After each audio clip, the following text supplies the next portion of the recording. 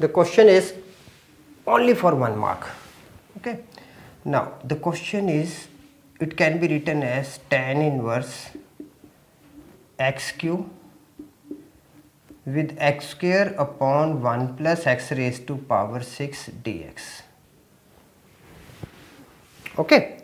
Now let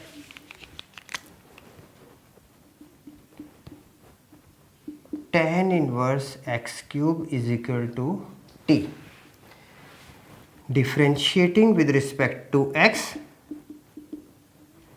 1 upon 1 plus x raised to power 6 with 3x square dx is equal to dt.